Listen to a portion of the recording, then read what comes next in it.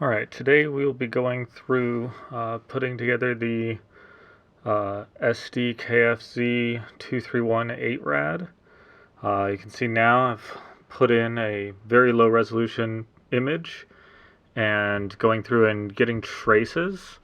This is pretty much just to get an idea of where certain things are. You can see that most of these are very not really too picky as to how accurate these are, especially for detail things, as I'll be looking at photographs to pull in those details.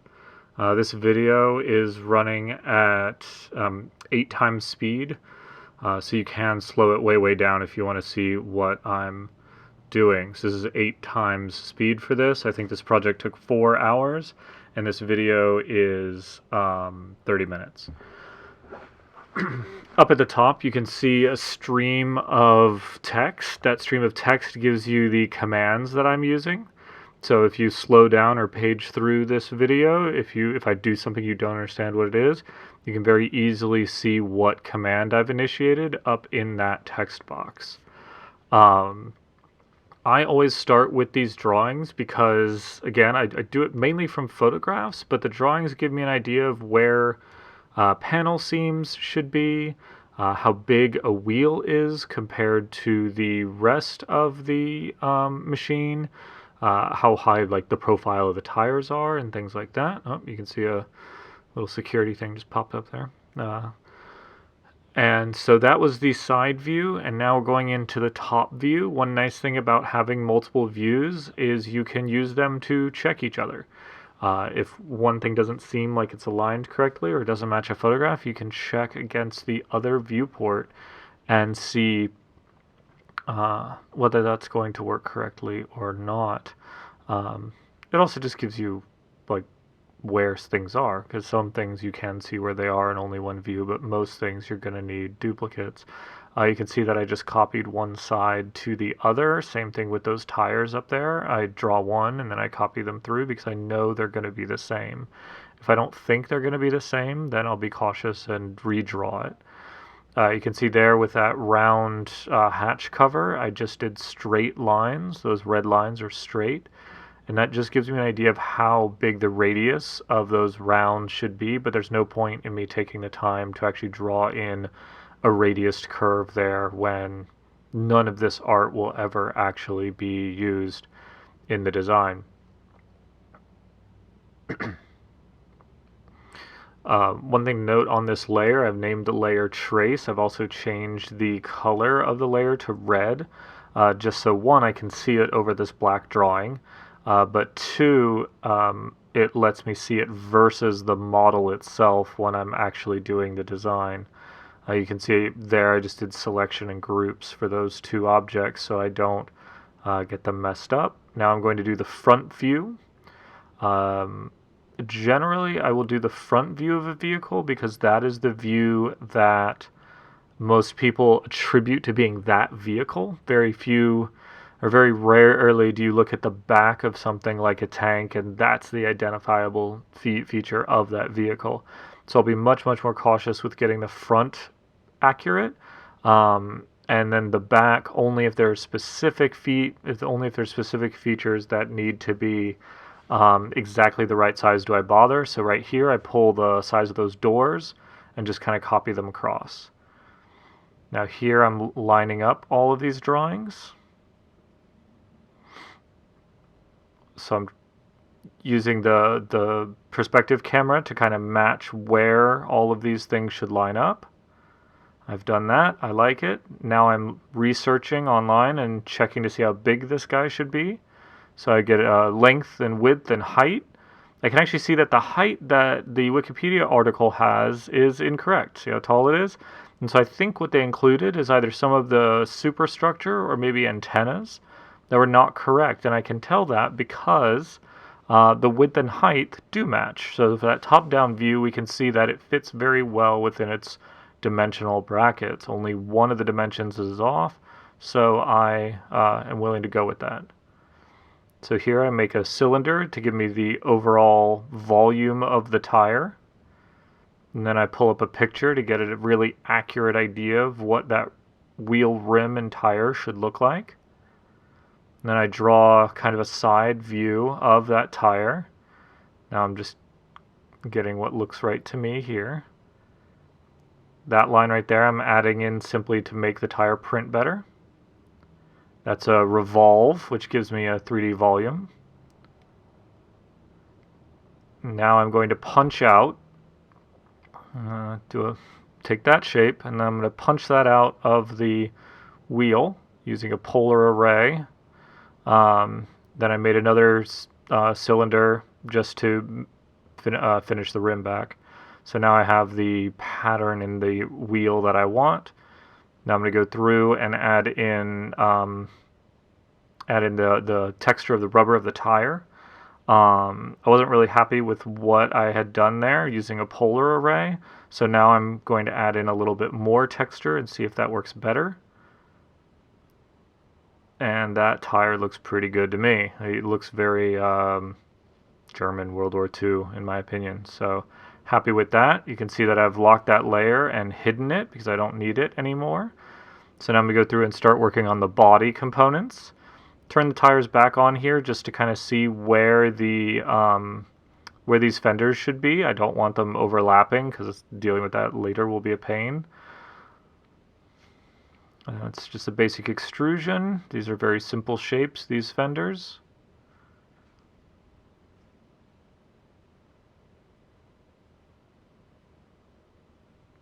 There's a little bit of trim around the bottom there. Now you're actually going to see me mess something up because I go in and add in this little rectangular detail, and Rhino, sometimes when you chamfer things or fillet an edge, it freaks out a little bit and doesn't do what you want. So you can see I take the time to do the copy. I realize, one, that little rectangle actually goes forward on both sides. It's not a perfect mirror, even though that center bit is mirrored and the overall form is mirrored. So now I realize that outside edge is not sharp. I chamfer it in, realize that the box that I printed in there messed up, didn't go back far enough. Do it one more time, and that looks good. So now I'm throwing in that little latch, putting the latch on the other side. Oh, now I noticed that there were little bolts around the center of the wheel, and the wheel looked kind of too smooth without them. So putting those in, just adding a tiny bit more detail to that center bit.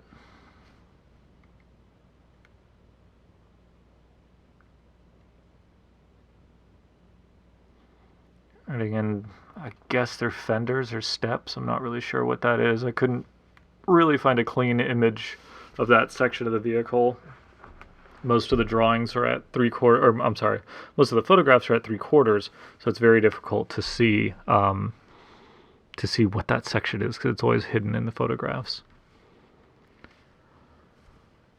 Okay, now I'm drawing in these lines. This is different than some of the tanks that I do because a lot of tanks are like rectilinear. You don't have to worry about all these very faceted, polygonal sort of shapes.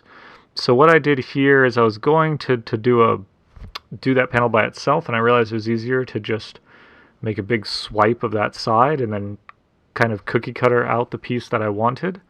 Because then once I do that and I start to get a few of these lines, then I can do something called edge surfaces. And edge surfaces is essentially just building in those triangles. So when I'm doing that, you can see here I've done a loft, and then I did the same thing of making a flat plane and then cookie cuttering out the part that I wanted, trimming the parts that don't look right.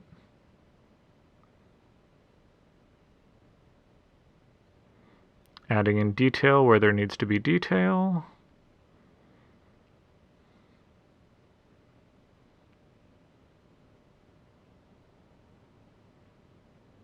And you can see that once I get going with that, it's relatively easy to copy and just fill in those shapes.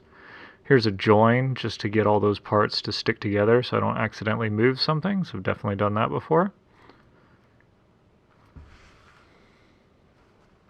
Again, with the large piece, cookie cutter it out to the chunk that I want. And then once I have those, it's very easy to go through and facet all the sides. Now, you're going to see me build out this back section, and I realize part of the way through, so you can imagine this is 8 times fast, so I'm wasting about 20 minutes here by screwing up this tail section and then having to redo it. So I'm going to make this nice, pretty tail section that looks like a nice little duck bob there. Realize that that is not what the back of this vehicle looks like at all. Apparently I had to join the rest of it. Yep, I'm looking at a photograph right now and looking at the back of that and realizing that it does not line up. I realized that actually that back section is much simpler, and build the simpler section.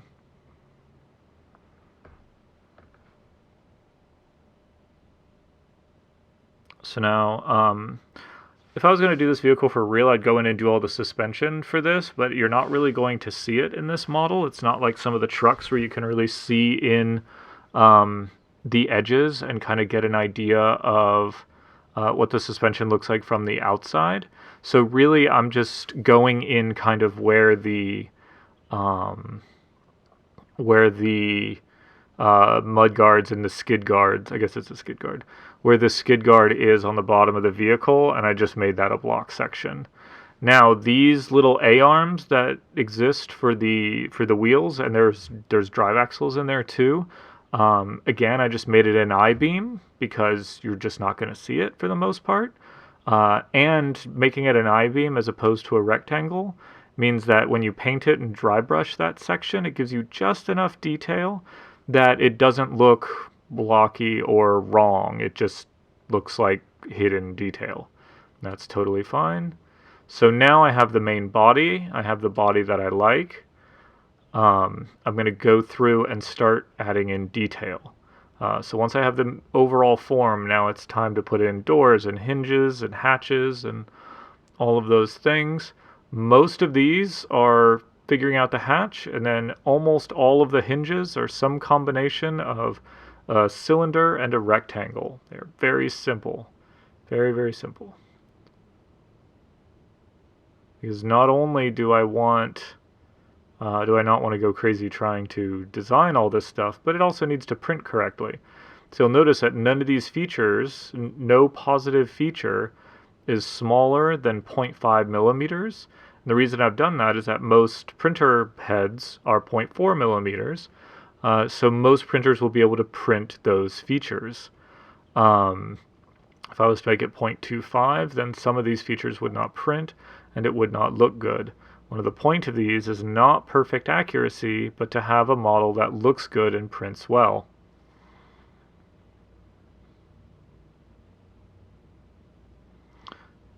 So this section on the nose there isn't a grill, it's actually where one plate bolts onto the other, but I liked it enough and I thought it made the front interesting enough that I went ahead and added that section in.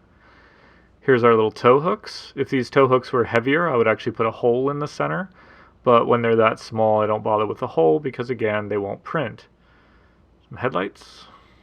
These headlights are a little oversized, and that brings me to the fact that when I'm doing these models for the tabletop, I don't really worry about the exact size of the features, especially for things like headlights. Going a little bit big will always look more correct on the tabletop than going a little bit too small. And those features, of course, print easier.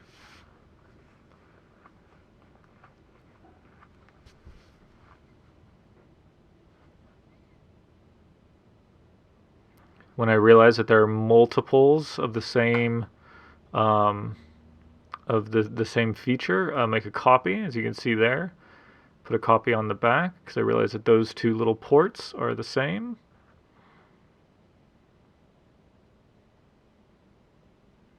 And then I just do a mirror to the other side, assuming the vehicle is symmetric.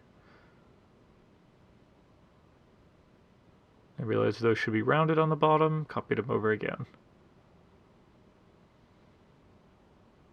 Now I think we move to the back deck. Yes, we do.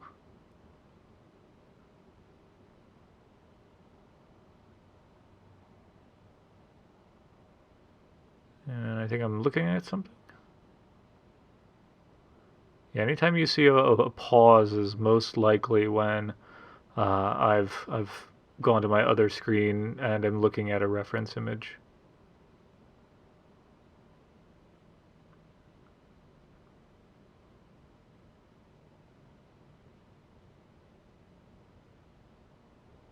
That was a problem I had with this model. This back deck changes depending on when the thing was made. So this is just a conglomeration of the different versions of this truck. So yeah, so just realize that this, and that's kind of what I do for all of these, is that if there's not one exact one, then I just do a conglomeration of the parts that I like the way that they look.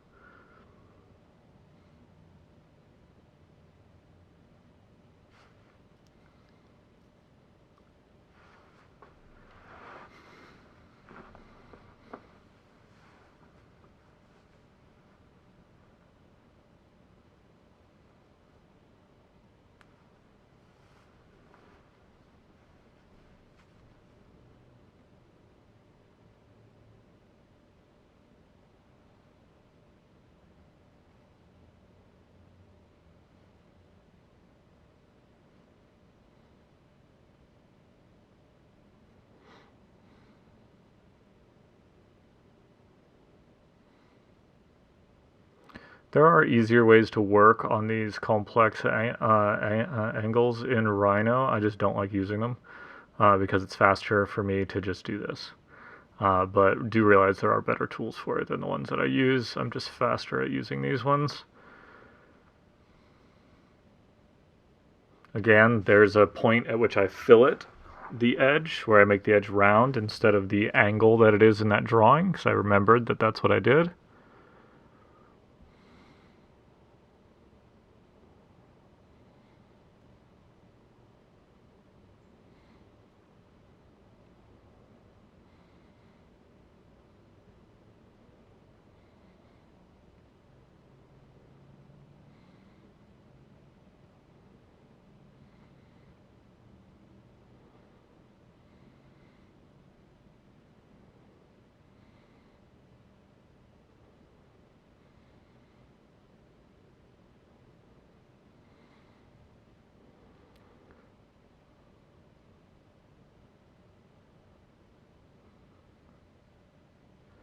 So now I'm going through and finding those last few panels and details.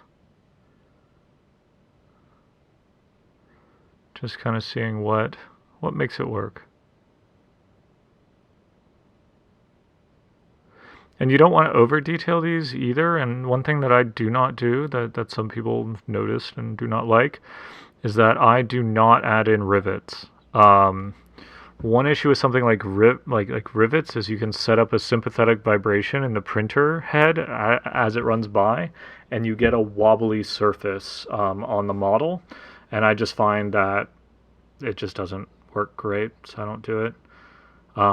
Those two little squares I just added there, they were on one picture I saw, and I just kind of liked the way they looked, so they go in the model. Doing the mufflers now. Now this is something where I take a little bit of artistic license with. I could not see where the inlet for the muffler was. It's probably actually in the side of the muffler, but I did not like that, so I just went ahead and made a little pipe and tucked the pipe into the top just because I like the way it looked. It most likely does come straight in the side of that object.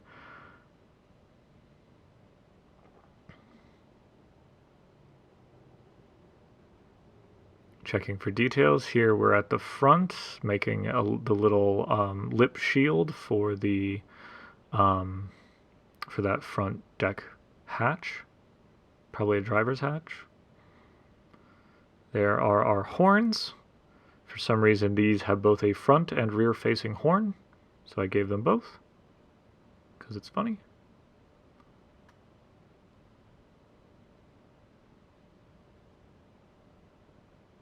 Probably checking, making sure there's no other details that are needed on the body, looking around it.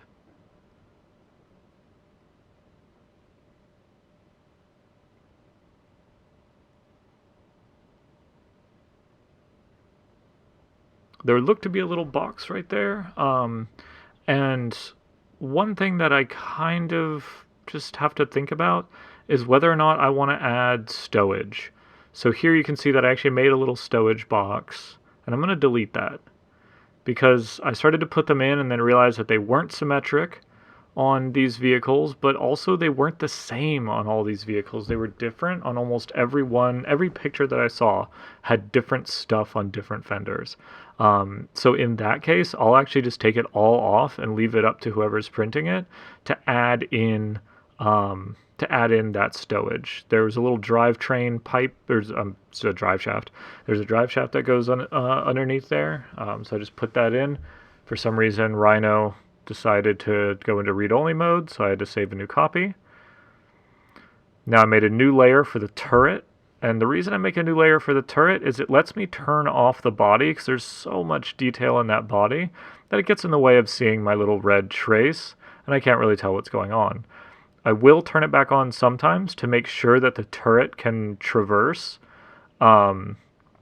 with all the detail on the body.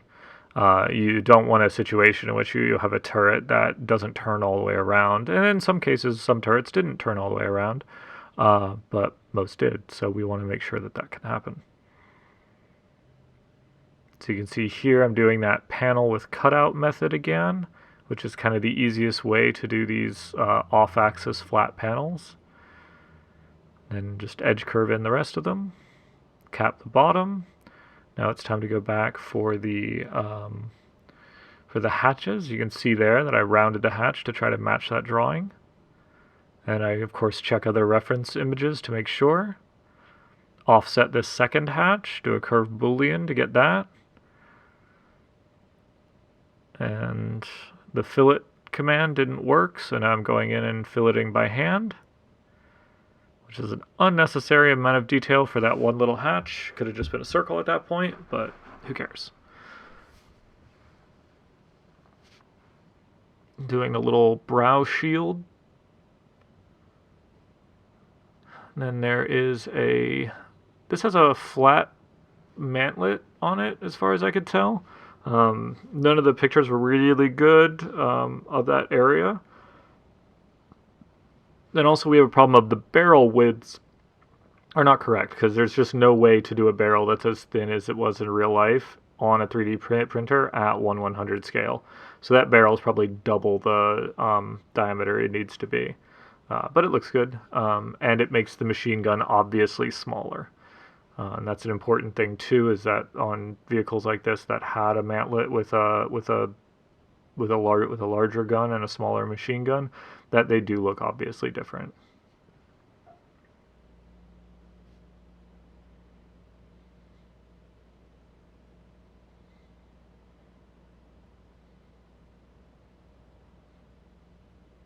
And you can see that I look at it from pretty much every angle to try to figure out what looks good, what feels right, because that's what really matters. If it's not exactly correct to the original drawing, if it looks correct, then that's the right option.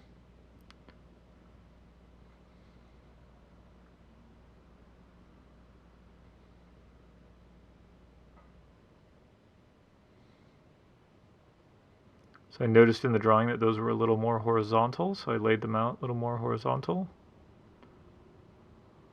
Now I realize that I missed the little skirt on the nose there that's in front of the turret.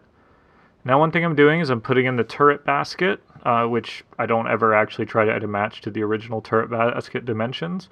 But one thing I can do when I do this is I can draw a big circle around the edges of the turret and make sure that that turret will rotate inside the detail.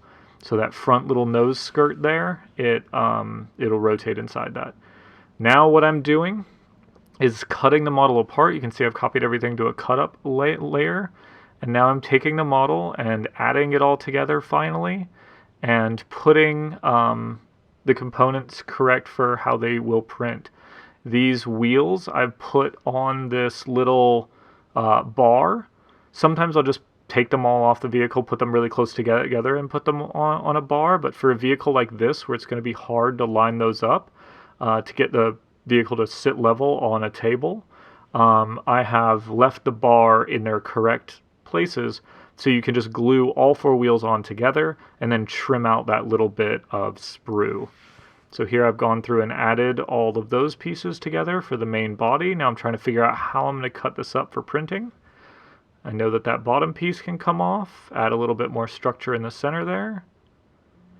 I'm going to trim off these tiny little pieces that don't add anything but are pain in the butt to print. Find areas where I can delete material. So I can get rid of material, save some print time, and save some material, especially for those people that are printing at larger scales. So here I'm trimming these little pieces, and I'm thinking about how I'm going to do this. How am I going to cut up this model to print? I had the original idea of doing these little supports up underneath here, and I just realized that that's going to be a huge pain in the butt. So what I do is I realize that I can just trim the model on this axis, on its bottom plates. Go ahead and do that. I realize that that door is now stuck onto my fenders, so I need to cut the door off the fenders, which takes a few shots because it's not cooperating. Cut the door off the fenders and put the door back on the body. Now I realize that these can rotate over and print pretty well at that, 45 degree angle. Now this piece is ready to rock, although I realize that my toe hooks are overhanging. So for those overhangs, I'll go in and add structure. So I add supports here, and I just kind of trim them so they're not noticeable. On bigger models, you might cut them out, but at 1/100, you're just not going to notice. It's just too small. So here I'm looking at if there's an opportunity to take out some of the volume of the center of the vehicle. But what you will see that I realize is that with the bottom being so thin, there's just no point in trying to remove content. So there it goes into the pile of printable things. I will now go through and arrange these as tightly as I can while still giving it enough space so nothing touches. You'll see here that at some point I figure out that I did not put the supports up underneath the barrels on the turret. Let's see. Oh, there it is. That's when I figured it out. So there's a barrel support. And that allows those barrels to print in place, and you can just take a razor blade and clean them off. So now that's as tight as I can pretty much make the file. I realize that those should go back up underneath that edge. And then I add one or two pieces to stick everything together. I mesh the object, and then in the mesh, you can see it's running through all this reduced mesh. I reduce the mesh down to generally I try to get my files to between 1 and 2 megabytes. I just don't want them to be very big, and there's no sense in them being very big. You don't notice the facets on most of these objects. Save out the file as an STL. And that's pretty much it. So you can see that the STL is in the foreground. The original Rhino NURBS art is the one on what's on the left right now. And that is a file that is ready to print.